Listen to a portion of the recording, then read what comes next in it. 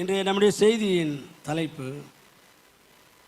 ஜெப வீரர்களின் ஆசீர்வாதங்கள், பிளெஸ்ஸிங்ஸ் ஆஃப் ப்ரேயர் வாரியர்ஸ். ஜெப வீரர்கள் ஆண்டவரிடத்தில் பெற்றுக்கொண்ட ஆசீர்வாதங்களை நாம் இன்றைக்கு தியானிக்க போகிறோம்.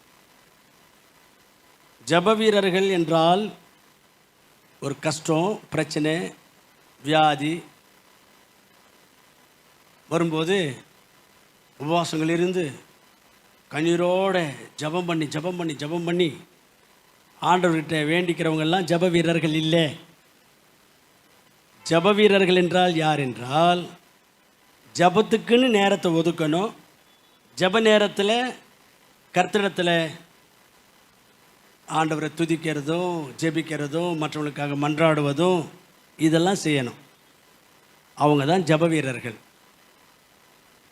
உங்களுக்கு உதாரணமாக பளிச்சுன்னு புரிகிற மாதிரி சொல்லணுன்னா, தானியேல் அவருக்குன்னு ஜபத்துக்குன்னு நேரத்தை நியமிச்சிருந்தார், நேரத்தை ஒதுக்கியிருந்தார். எவ்வளோ வேலைகள் இருந்தாலும் அவைகளெல்லாம் ஒதுக்கிட்டு அப்புறம் கூட அந்த வேலைகளை கவனிக்கலாம் அப்படின்னு தனியாய் ஒரு நாளைக்கு 3 வேளையும் ஜபம் பண்ணார். அவர் ஜப வீரர்.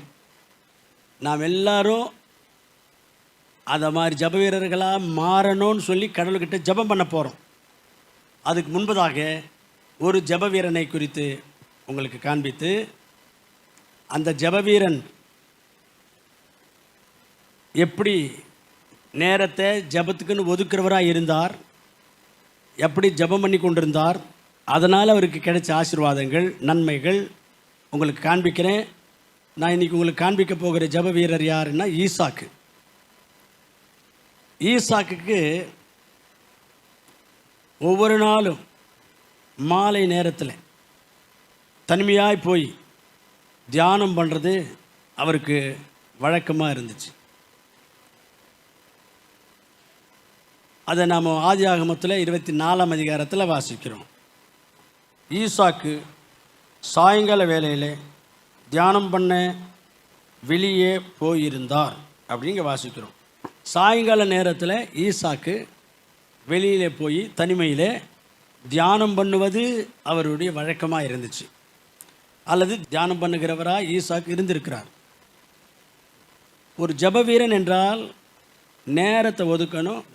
அந்த நேரத்தில் நிறைய விஷயங்களுக்காக ஜபம் பண்ணணும். அவங்க தான் ஜப வீரர்கள். ஈசாக்கு நிலத்தில் தனிமையில் போய் தியானிக்கிறவராக ஜபம் பண்ணுறவராக இருந்தார் என்று நம்ம இங்கே வாசிக்கிறோம். அதனால் ஈசாக்கை ஆண்டவர் ஆசீர்வதித்தார் அப்படின்ட்டு 26ஆம் அதிகாரம் 29வது வசனம் லாஸ்ட் 2 வரிகளை பாருங்களேன். நீர் கர்த்தரால் ஆசீர்வதிக்கப்பட்டவராமே என்றார்கள்.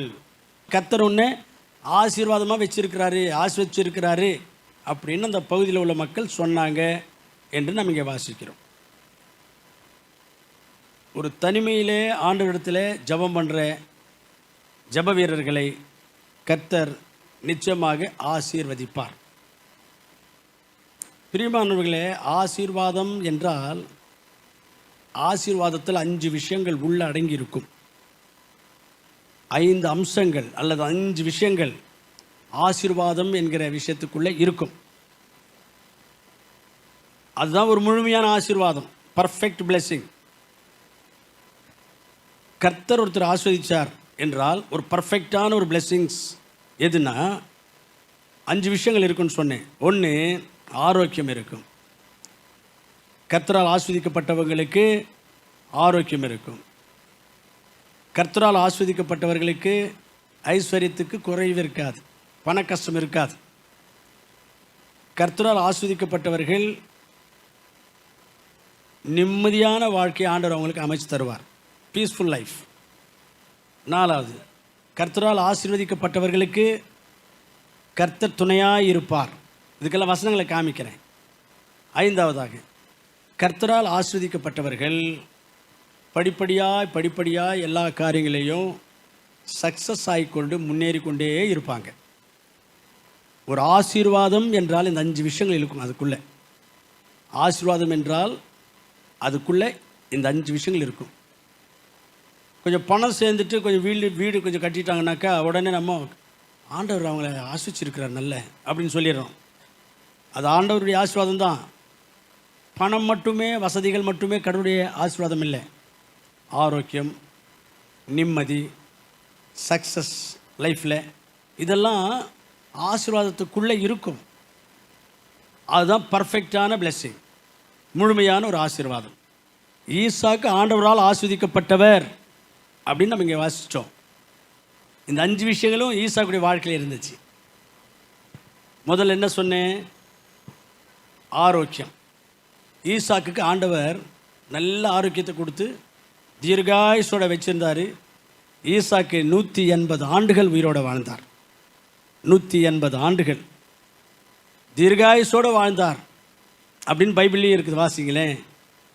ஆதியாகமத்தில் 35ஆம் அதிகாரம் 28ஆம் வசனத்தில் ஈசாக்கு விருதாப்பியமும் பூரண ஆயுசுள்ளவராயிருந்தார். 180 வருஷங்கள் ஜீவித்தார். பூர்ண ஆயுசு, தீர்காயுசு. அப்படி என்றால் என்ன? நல்ல ஆரோக்கியமாக ஆண்டவர் ஈசாக்கை வச்சிருந்தார். ஒரு முழுமையான கர்த்தருடைய ஆசீர்வாதம் ஒருத்தருக்கு இருந்தால் அவங்க ஆரோக்கியமாக இருப்பாங்க. அதாவது ஈசாக்குக்கு நல்ல ஆரோக்கியத்தை கொடுத்தார். 180 வருஷங்கள் வாழ்ந்தார் அப்படின்னு படித்தோம். ரெண்டாவது என்ன சொன்னேன்? ஐஸ்வர்யம். கடவுள் ஒருத்தர் ஆஸ்வதிச்சா பணக்குறைவு இருக்காது, ஐஸ்வர்யம் அவங்களுக்கு குறை இருக்காது. ஈசாக்குடைய வாழ்க்கையிலையும் கூட ஐஸ்வர்யத்துக்கு குறையவே இல்லாமல் இருந்துச்சு. அந்த வசனத்தையும் வாசிக்கலாம் பாருங்கள். ஆதியாகமம் 26ஆம் அதிகாரம் 12ஆம் வசனம் 13ஆவது வசனம். ஈசாக்கு அந்த தேசத்திலே விதைத்தான். கர்த்தர் அவனை ஆசீர்வதித்ததினால் அந்த வருஷத்தில் 100 மடங்கு பலனடைந்தார். அவன் ஐஸ்வர்யவானாகி வர வர விருத்தி அடைந்தார். ஐஸ்வர்யவனாக இருந்தாரா இல்லைங்களா? அப்போ ஆண்டவர் ஒருத்தர் ஆஸ்வதிச்சா பணத்துக்கு குறை இருக்காது. எப்போ பார்த்தாலும் பஞ்சமாக இருக்குது நம்முடைய பிழைப்பு, எப்போ பார்த்தாலும் தரித்திரமாக இருக்குது. இத்தனைக்கும் நம்ம சர்ச்சுக்கெல்லாம் வர்றோம், ஆராதனை பண்ணுறோம், ஊழியம் பண்ணுறோம். ஆனாலும் எப்போவும் குறைவாக இருக்குது, பஞ்சமாக இருக்குது, பணத்துக்கு ரொம்ப கஷ்டப்படுறோம் என்று சொன்னால் ஆசீர்வாதத்தில் குறை ஏற்பட்டிருக்கிறது என்பதை நம்ம புரிஞ்சுக்கணும். நம்மை ஆண்டவர் முழுமையாக ஆஸ்வதிக்கலை என்பதை நம்ம புரிஞ்சுக்கணும். கர்த்தர் முழுமையாய் பர்ஃபெக்டாக நம்ம ஆஸ்வதிச்சா பணக்குறைவு என்பது இருக்காது, பணத்துக்கு பஞ்சம் இருக்காது. நாளுக்கு நாள் பணம் விஷயத்தில் நாம் நல்ல சஃபிஷியண்ட்டாக இருப்போம். ஆகவே கர்த்தர் ஈசாக்கை ஆசீர்வதித்தார், ஐஸ்வர்யவான் ஆயிட்டார். மூணாவது என்ன சொன்னேன்? ஒரு முழுமையான ஆசீர்வாதத்துக்குள்ளே என்ன இருக்கும்? நிம்மதி இருக்கும், பீஸ்ஃபுல் லைஃப். போராட்டங்கள் வரும், பிரச்சனைகள் வரும், கஷ்டங்கள் வரும். நம்ம கூட போராடி சண்டை போடுறவங்கெல்லாம் வருவாங்க. அதன் மத்தியிலேயும் எல்லாவற்றையும் ஆண்டவர் கண்ட்ரோல் பண்ணி நம் பட்சமாக காரியங்களை செய்து நமக்கு ஒரு நிம்மதியான ஒரு வாழ்க்கை அமைச்சு தருவார். ஈசாக்குடைய வாழ்க்கையிலையும் கூட ஆதியாகமம் 26ஆம் அதிகாரத்தில் அவர் போயிட்டு ஆபிரகாம் அவர் தோண்டின கிணறுகளை அந்த பகுதியில் இருக்கிற மக்கள்லாம் வந்து தூற்றி போட்டார்கள். அப்படின்னா எல்லாம் மூடிட்டாங்க. இவர் மறுபடியும் போய் எங்கள் அப்பா தோண்டின கிணறுகள் தானே, நம்ம தோண்டுவோம் அப்படின்னு மறுபடியும் அந்த தூர் வாடுறாரு. ஜனங்களை வச்சு அதை மறுபடியும் தூர் வாரினா அங்கே உள்ள மக்கள் வந்து அங்கே சண்டை போட்டாங்க அப்படின்னு 20ஆம் வசனத்தில் இருக்குது பாருங்கள். கேராரூர் மேய்ப்பர் இந்த தண்ணீர் தங்களுடையது என்று சொல்லி ஈசாக்கின் மேய்ப்பர்களுடனே வாக்குவாதம் பண்ணினார்கள். இங்கிலீஷில் எப்படி இருக்குன்னு தெரியல, தெலுங்கில் சண்டை போட்டாங்கன்னே இருக்குது, ஜகடமாடிரி. அப்போது அவர் பிரச்சனைகள் மத்தியில், சண்டைகள் மத்தியில், அவர் விரோதமாக சூழ்ச்சிகளும் காரியங்களும் செய்து கொண்டிருந்த அந்த சூழ்நிலை மத்தியில் இவர் வாழ்ந்து கொண்டிருக்கிறார். அதன் மத்தியிலையும் கர்த்தர் இவருக்கு நிம்மதியை கொடுத்தார். சண்டைன்னு ஒன்று வந்துச்சுன்னா போனா போட்டோன்னு விட்டுறவர் தான் ஈசாக்கு. போனா போட்டோம், அவங்களே நல்லா இருக்கட்டும் அப்படி விட்டுரு வரோம். அதான் வாசிக்கிறோம். வாசிங்க. வாக்குவாதம் பண்ணினார்கள் அல்லது சண்டை போட்டார்கள். தன்னோட வாக்குவாதம் பண்ணினபடியால் வேறொருத்தரை வெட்டிட்டான். புரியுதுங்களா? இவர் வாக்குவாதம் பண்ணல, பதிலுக்கு சண்டை போடலை. என்ன நாட்டாம்காரை வச்சுட்டு நிரூபிக்கலாமா இது யாருடைய கிணறுன்னு அப்படிலாம் சொல்லலை.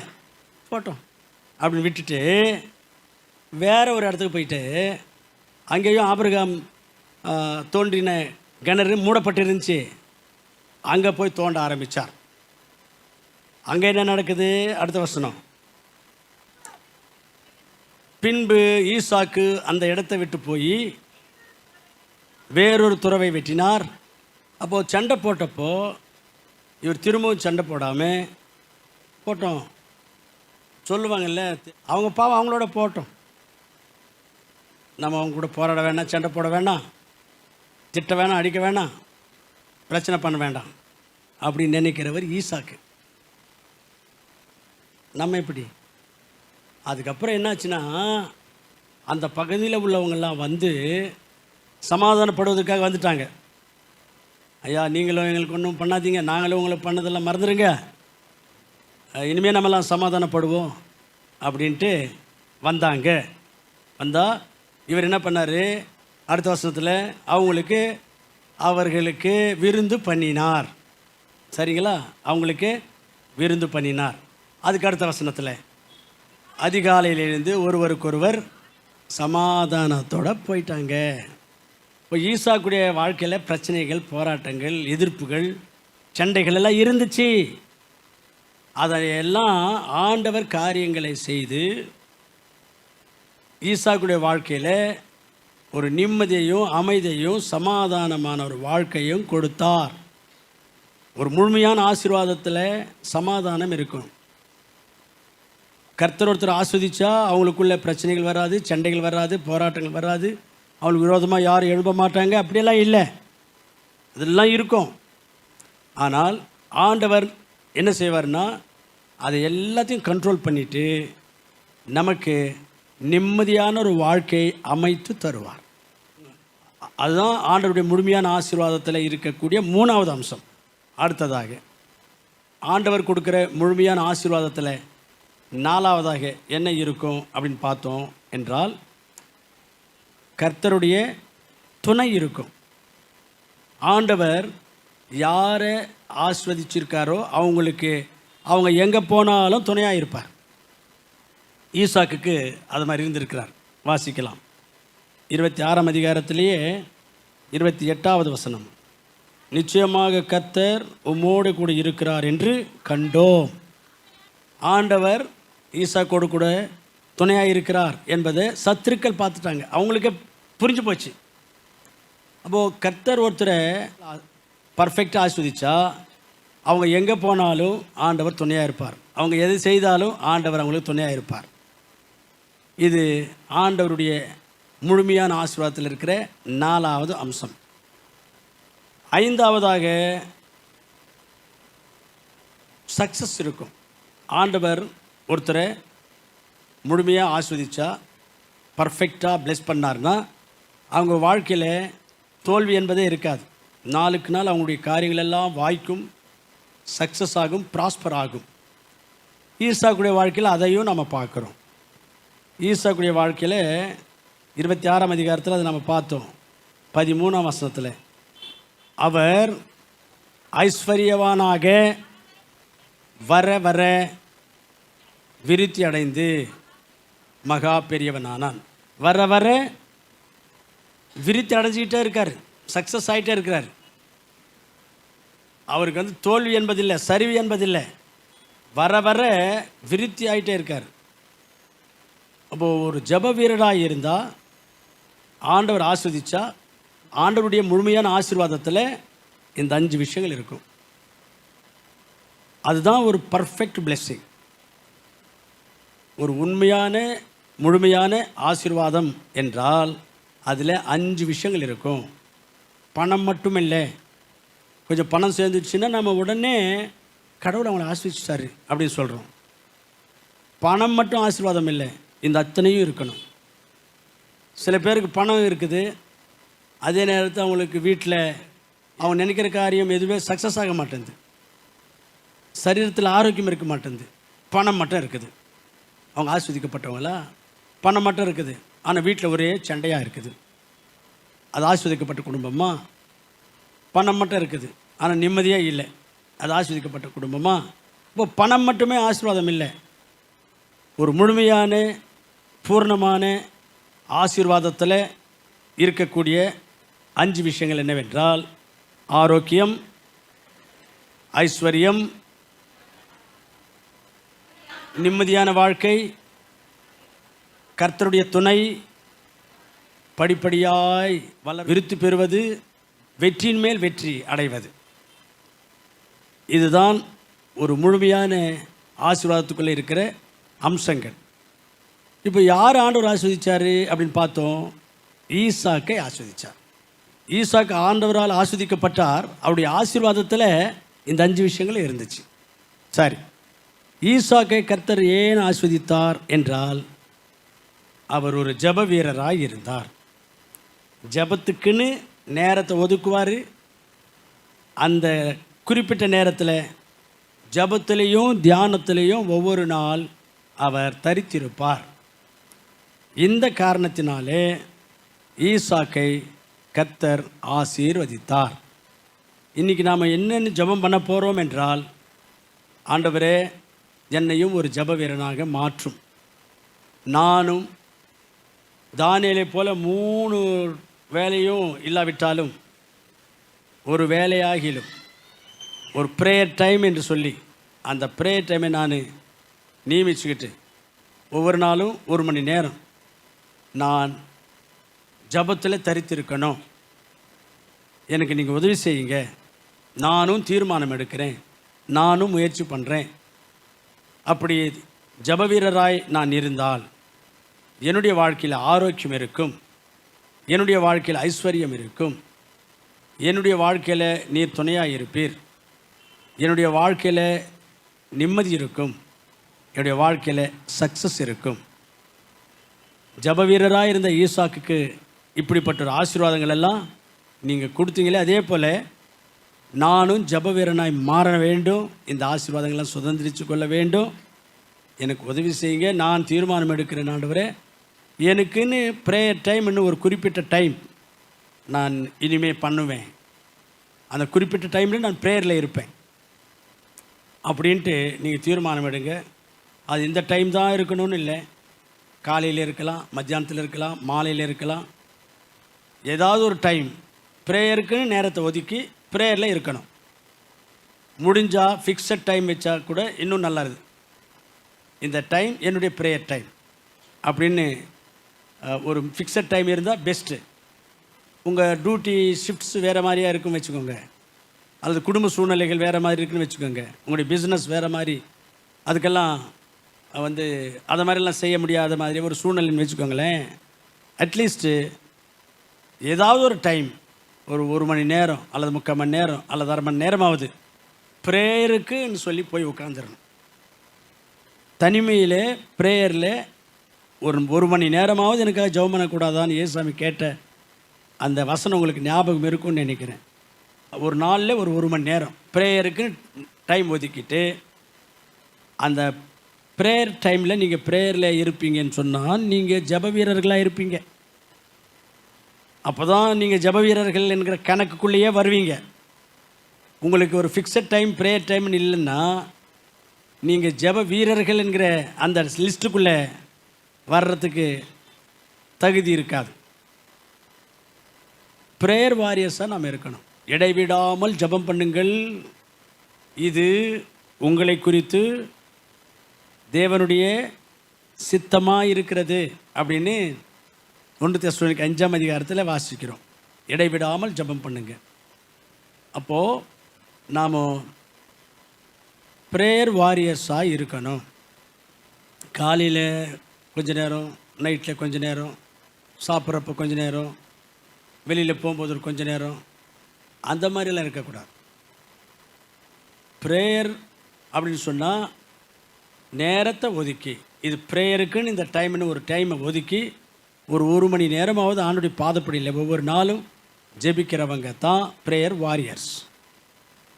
அப்படி நாம் ஜெபம் பண்ணுற வழக்கம் நமக்கு இருக்கும் என்றால் ஈசாக்கை போலவே நம்மை கர்த்தர் ஆஸ்வதிப்பார். அந்த ஆசீர்வாதத்துக்குள் இந்த 5 அம்சங்களும் இருக்கும். அப்போ நம்முடைய வாழ்க்கை ஈசாக்கை போல ஆசீர்வாதமான ஒரு வாழ்க்கையாய் இருக்கும். பைபிளில் ஈசாக்குக்கும் இயேசுசாமிக்கும் ஒப்பிட்டு கூட பிரசங்கங்கள் பண்ண முடியும். கம்பேரிட்டிவ் செர்மன் அப்படின்ட்டு ஒப்பனை பிரசங்கம் பண்ணலாம். அந்த மாதிரி ஈசாக்குடைய வாழ்க்கையும் இயேசுடைய வாழ்க்கையும் அந்த மாதிரி நிறைய விஷயங்களில் மேட்ச் ஆகும். நல்ல ஒரு ஜெப வீரனாக அவர் இருந்ததுனாலே, ஆண்டுடைய சமூகத்தில் தியானம் பண்ணுறவராக இருந்ததுனாலே அந்த அளவுக்கு அவருடைய வாழ்க்கை மாறிடுச்சு. அதனால் பிரியமானவர்களே, நம்முடைய வாழ்க்கையில் நாம் ஜெப வீரர்களாய் மாறணும். ஜெப வீரர்களாய் மாறணும்னு சொன்னால் என்ன பண்ணணும் சொல்லுங்கள்? ஜெபம் பண்ணக்கூடாதுங்க. ஜெப வீரர்களாய் நம்ம மாற வேண்டுமானால் ஜெபம் பண்ணக்கூடாது, முயற்சி பண்ணணும். சரிங்களா? முயற்சி உடையோர் இகழ்ச்சி அடையார். அப்படின்னா என்ன? நீங்கள் முயற்சி பண்ணால் நீங்கள் சக்ஸஸ் ஆகிடுவீங்க. நீங்கள் முயற்சி பண்ணாமல் என்னை ஜெப வீரராக மாற்றும் ஆண்டவரே, என்னை ஜெப வீரராக மாற்றும் ஆண்டவரே, ஜெபம் பண்ணிட்டு தான் எப்படி முடியாது? நீ முயற்சி பண்ணி ஒரு நாளில் ஒரு 1 hour ஜெபத்துக்குன்னு ஒதுக்கி அந்த நேரத்தில் நீ ஜெபத்தில் உட்கார்ந்து ஆண்டவருடைய சமூகத்தில் ஆண்டவரை துதித்து உங்களுக்காகவும் உங்கள் குடும்பத்துக்காகவும் சபைக்காகவும் மற்ற ஊழியர்களுக்காகவும் உங்கள் ஊர் மக்களுக்காகவும் சபை விசுவாசிகளுக்காகவும் ஜெபம் பண்ணுவீங்கன்னு சொன்னால் நீங்கள் ஜெப வீரர்களாக மாறிடுவீங்க. நீங்கள் முயற்சி பண்ணாமல் என்னை ஜெப வீரனாய் மாற்றும் ஆண்டவரே அப்படின்னு ஜெபம் பண்ணால் மாற முடியாது. முயற்சி பண்ணணும், தீர்மானம் பண்ணணும், தீர்மானத்தின்படி நீங்கள் நடந்துக்கணும், முயற்சி பண்ணணும். அப்போ ஜெப வீரர்களாய் மாறுவீங்க. ஜெப வீரர்களாக மாறியே ஆகணும். அப்போ தான் ஆசீர்வாதம். தனிமையிலே ஆண்டுடைய பாதப்படியிலே ஜெபிக்கிற ஜெப வீரர்களாய் ஈசாக்கை போல மாறுவோமாக. ஈசாக்கை ஆசீர்வதித்த தேவன் நம்மையும் ஆஸ்வதிப்பாராக. ஈசாக்கினுடைய ஆசீர்வாதத்திலிருந்து அந்த 5 அம்சங்களும் நம்முடைய வாழ்க்கையிலையும் கர்த்தர் தருவாராக.